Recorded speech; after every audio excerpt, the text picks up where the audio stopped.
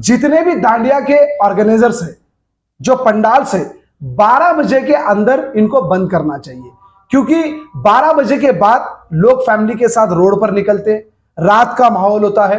Family के साथ जब वो रोड पे निकलते तो अच्छा हो सकता है, बुरा हो सकता है, एक्सीडेंट्स हो सकते हैं, चेन स्नैचिंग्स हो सकती है, छेड़मचारी हो सकती है, घूरमगारी हो सकती है।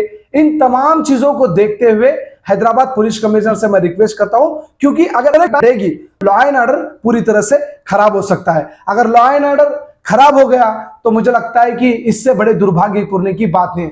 हम देख सकते हैं कि जो हैदराबाद के कमिश्नर साहब सीवी आनंद साहब है, पिछले कई सालों से मैं उनको देख रहा हूं कि वो हैदराबाद सिटी में जब भी इंचार्ज लेते बहुत अच्छी तरह से काम करते, सिटी को पीसफुल रखते, और इसी तरह से आगे भी पीसफुल रखना है और इन तमाम दांडिया ऑर्गेनाइजेशन के ऊपर फोकस रखना है। 12 बजे के अंदर इनको बंद करना है।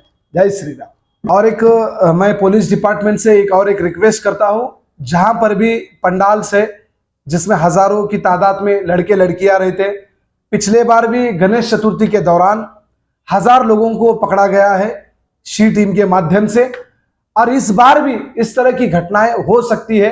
तो शी टीम को ज्यादा से ज्यादा तादाद में लगाना है और पंडालों में भी